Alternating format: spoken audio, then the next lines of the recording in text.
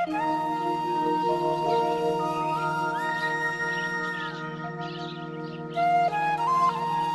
नमो भगवते वासुदेवाय।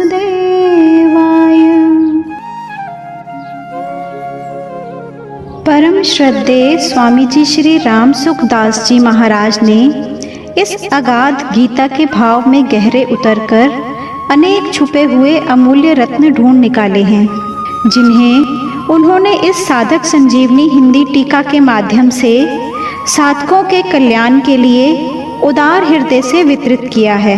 स्वामी जी ने गीता की यह टीका किसी दार्शनिक विचार की दृष्टि से या फिर अपनी विद्वता का प्रदर्शन करने के लिए नहीं लिखी है, बल्कि जीव की आध्यात्मिक उन्नति कैसे हो इसी दृष्टि से लिखी है।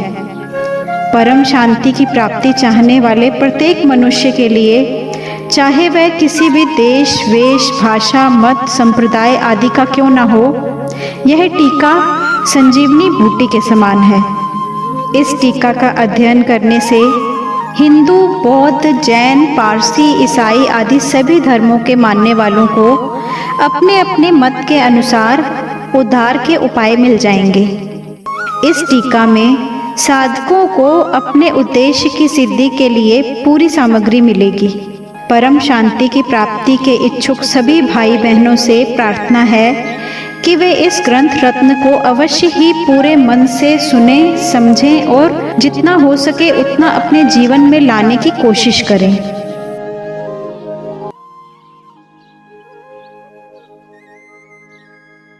चैप्टर 1। पांडवों ने 12 वर्ष का वनवास और 1 वर्ष का अज्ञातवास समाप्त होने पर जब शर्त के अनुसार अपना आधा राज्य मांगा, तब दुर्योधन ने आधा राज्य तो क्या, तीखी सुई की नोक जितनी जमीन भी बिना युद्ध के देनी स्वीकार नहीं की। इसलिए पांडवों ने माता कुंती की आज्ञा के अनुसार युद्ध करना स्वीकार कर लिया।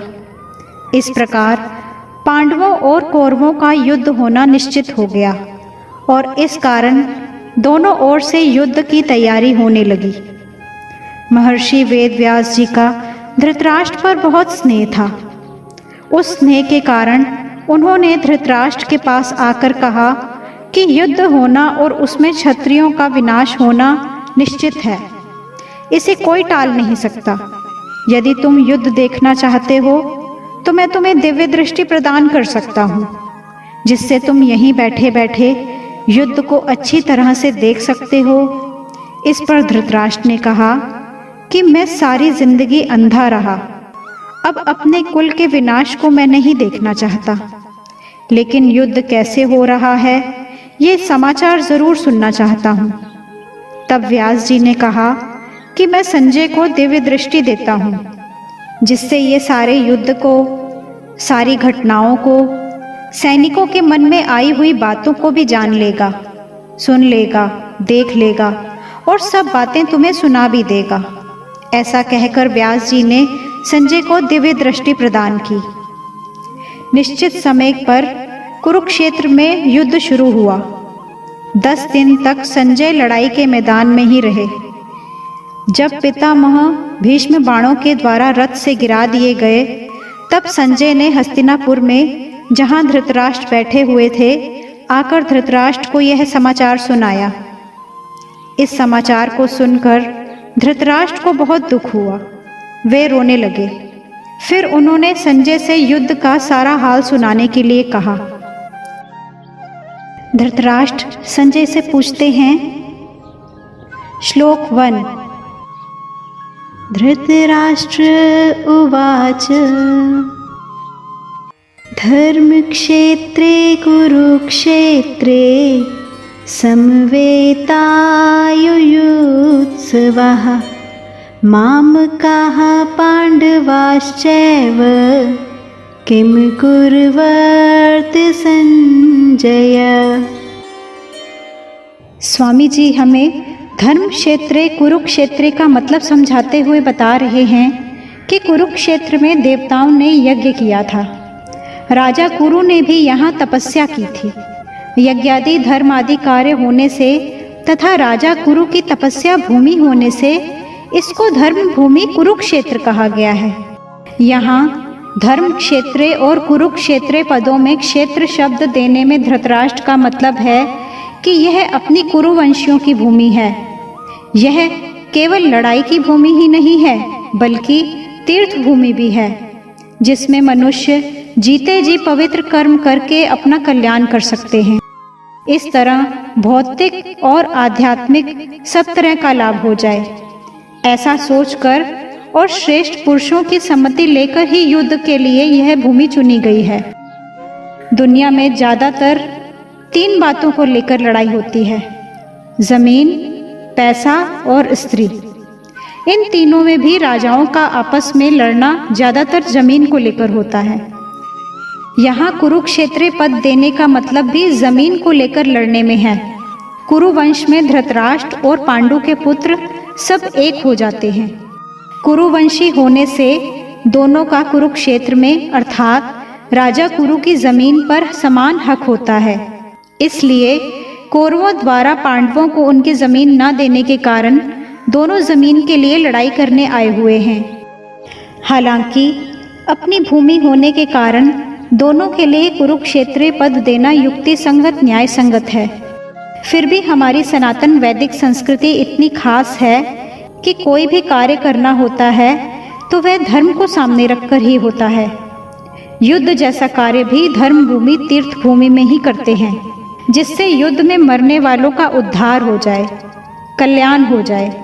अतः यहाँ कुरुक्षेत्र के साथ धर्म क्षेत्र पद आया है। इन धर्म क्षेत्र, कुरुक्षेत्र पदों से सभी मनुष्यों को यह शिक्षा लेनी चाहिए कि कोई भी काम करना हो तो वह धर्म को सामने रखकर ही करना चाहिए। प्रत्येक कार्य सबके हित की दृष्टि से ही करना चाहिए, केवल अपने सुख आराम की दृष्टि से नहीं। हमें अपने जीवन में क्या करना चाहिए और क्या नहीं करना चाहिए, इस विषय में शास्त्रों को सामने रखना चाहिए।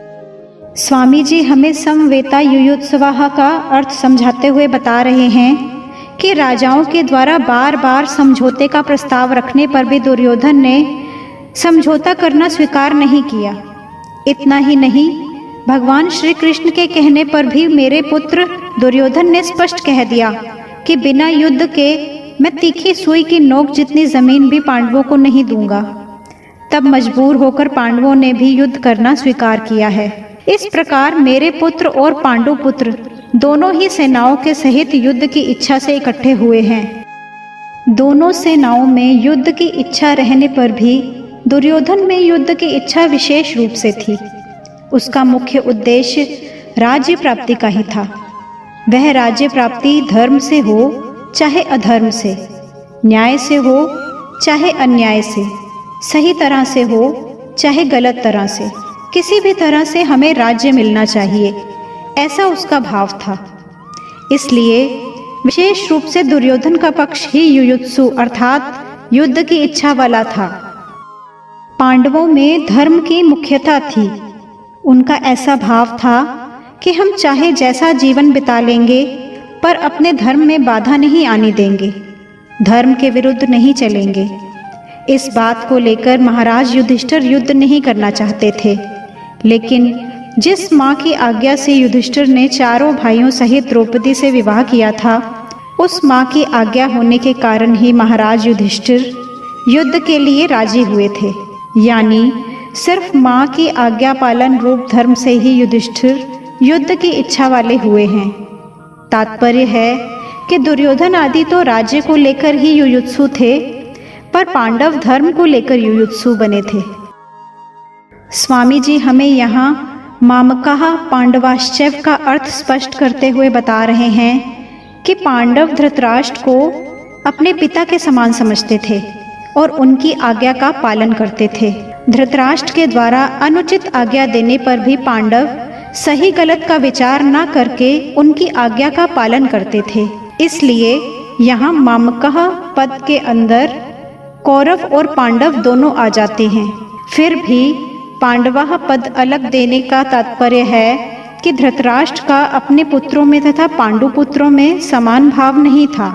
उनमें पक्षपात था, अपने पुत्रों के प्रति मोह था। वे दुर्योधन आदि को तो अपना मानते थे, पर पांडवों को अपना नहीं समझते थे। इस कारण उन्होंने अपने पुत्रों के लिए मामकः और पांडु पुत्रों के लिए पांडवः पद का प्रयोग किया है, क्योंकि जो भाव भीतर होते हैं वे ही प्रायः वाणी से बाहर निकलते हैं। इसी भेदभाव के कारण ही धृतराष्ट्र को अपने कुल के संहार का दुख भोगना पड़ा। इससे प्रत्येक मनुष्य को ये शिक्षा लेनी चाहिए कि वह अपने घरों में, मोहल्लों में, गांवों में, प्रांतों में, देशों में, संप्रदायों में भेदभाव ये अपने हैं ये दूसरे हैं ऐसा भाव ना रखें, क्योंकि भेदभाव से आपस में प्रेम स्नेह नहीं होता बल्कि कलह होती है। यहाँ पांडवः पद के साथ एव पद देने का मतलब है कि पांडव तो बड़े धर्मात्मा हैं, इसलिए उन्हें युद्ध नहीं करना चाहिए था, लेकिन वे भी युद्ध के लिए रणभूमि में आ गए हैं, तो वहां आकर उन्होंने क्या किया? आगे स्वामी जी हमें स्पष्ट करते हैं। किम कुर्वर्थ में किम शब्द के 3 अर्थ होते हैं, विकल्प, निंदा और प्रश्न। युद्ध हुआ कि नहीं, इस तरह का विकल्प तो यहाँ नहीं लिया जा सकता, क्योंकि 10 दिन तक युद्ध हो चुका है और भीष्म जी को रथ से गिरा देने के बाद संजय हस्तिनापुर आकर धृतराष्ट्र को वहां की घटना सुना रहे हैं। मेरे और पांडु के पुत्रों ने यह क्या किया जो कि युद्ध कर बैठे, उनको युद्ध नहीं करना चाहिए था, ऐसी निंदा या आक्षेप भी यहाँ नहीं लिया जा सकता, क्योंकि युद्ध तो चल ही रहा था और धृतराष्ट्र के भीतर भी निंदा पूर्वक पूछने का भाव नहीं था। यहाँ किम शब्द का अर्थ प्रश्न लेना ही ठीक लगता है। धृतराष्ट्र संजय से अलग अलग प्रकार की छोटी बड़ी सब घटनाओं को विस्तार पूर्वक ठीक ठीक जानने के लिए ही प्रश्न कर रहे हैं। स्वामी जी हमें इस पूरे श्लोक का भाव स्पष्ट करते हुए बता रहे हैं कि मेरे पुत्र मामकः और पांडु के पुत्र पांडवः, इस मतभेद से ही राग द्वेष पैदा हुए, जिससे लड़ाई हुई, हलचल हुई। धृतराष्ट्र के भीतर पैदा हुए राग द्वेष का फल यह हुआ कि 100 के 100 कौरव मारे गए, पर पांडव एक भी नहीं मारा गया। जैसे दही मथते हैं तो उसमें हलचल पैदा होती है जिससे मक्खन निकलता है, ऐसे ही मामकः और पांडवः के भेद से पैदा हुई हलचल से अर्जुन के मन में कल्याण की अभिलाषा जागृत हुई, जिससे भगवत रूपी मक्खन निकला। इसका अर्थ यह हुआ कि धृतराष्ट्र के मन में होने वाली हलचल से लड़ाई पैदा हुई और अर्जुन के मन में होने वाली हलचल से गीता प्रकट हुई। धृतराष्ट्र के प्रश्न का उत्तर संजय आगे के श्लोक से देना आरंभ करते हैं। श्लोक 2। संजय उवाच दृष्ट्वा तु पांडवानीकं व्यूढं दुर्योधनस्तदा आचार्यमुपसंगम्य राजा वचनमब्रवीत्। स्वामी जी यहाँ तदा का अर्थ स्पष्ट करते हुए हमें बताते हैं कि जिस समय दोनों सेनाएं युद्ध के लिए खड़ी हुई थीं, उस समय की बात संजय यहाँ तदा पद से कहते हैं। कारण है कि धृतराष्ट्र का प्रश्न युद्ध की इच्छा वाले मेरे और पांडु के पुत्रों ने क्या किया, इस विषय को सुनने के लिए ही है। दृष्ट्वा पांडवानीकं व्यूढम्, यानी पांडवों की वज्रव्यूह से खड़ी सेना को देखने का मतलब है कि पांडवों की सेना बड़ी ही सुचारू रूप से और एक ही भाव से खड़ी थी, यानी उनके सैनिकों में 2 भाव नहीं थे, मतभेद नहीं था। उनके पक्ष में धर्म और भगवान श्री कृष्ण थे। जिसके पक्ष में धर्म और भगवान होते हैं उसका दूसरों पर बड़ा असर पड़ता है। इसलिए संख्या में कम होने पर भी पांडवों की सेना का बहुत प्रभाव था और उसका दूसरों पर बड़ा असर पड़ता था। इसलिए पांडव सेना का दुर्योधन पर भी बड़ा असर पड़ा, जिससे वह द्रोणाचार्य के पास जाकर नीति युक्त गंभीर वचन बोलता है। राजा दुर्योधनः, दुर्योधन को राजा कहने का अर्थ है कि धृतराष्ट्र का सबसे ज्यादा अपनापन दुर्योधन में ही था। परंपरा की दृष्टि से भी युवराज दुर्योधन ही था। राज्य के सब कार्यों की देखभाल दुर्योधन ही करता था। धृतराष्ट्र तो नाम मात्र के राजा थे। युद्ध होने में भी मुख्य कारण दुर्योधन ही था। इन सभी कारणों से संजय ने दुर्योधन के लिए राजा शब्द का प्रयोग किया है। आचार्य मुपसंगम्य का तात्पर्य है कि द्रोणाचार्य के पास जाने में मुख्य 3 कारण हो सकते हैं। पहला, अपना स्वार्थ सिद्ध करने के लिए, यानी द्रोणाचार्य के भीतर पांडवों के प्रति द्वेष पैदा करके उनको अपने पक्ष में विशेषता से करने के लिए दुर्योधन द्रोणाचार्य के पास गया। दूसरा, व्यवहार में गुरु के नाते आदर देने के लिए भी द्रोणाचार्य के पास जाना ठीक था। तीसरा, मुख्य व्यक्ति का सेना में यथास्थान खड़े रहना बहुत आवश्यक होता है, नहीं तो व्यवस्था बिगड़ जाती है। इसलिए दुर्योधन का द्रोणाचार्य के पास खुद जाना ही ठीक था।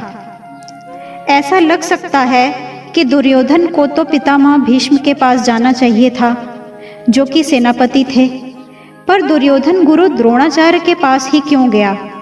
इसका समाधान ये है कि द्रोण और भीष्म दोनों तरफ थे, यानी वे कौरव और पांडव दोनों का ही पक्ष रखते थे। उन दोनों में भी द्रोणाचार्य का ज़्यादा राजी करना था, क्योंकि द्रोणाचार्य के साथ दुर्योधन का गुरु के नाते तो स्नेह था, पर कुटुंब के नाते स्नेह नहीं था, और अर्जुन पर द्रोणाचार्य की विशेष कृपा थी। इसलिए उनको राजी करने के लिए दुर्योधन का उनके पास जाना ही उचित था। दुनिया में ऐसा देखा जाता है कि जिसके साथ स्नेह नहीं होता है, उससे अपना स्वार्थ सिद्ध करने के लिए मनुष्य उसको ज़्यादा आदर देकर राजी करता है।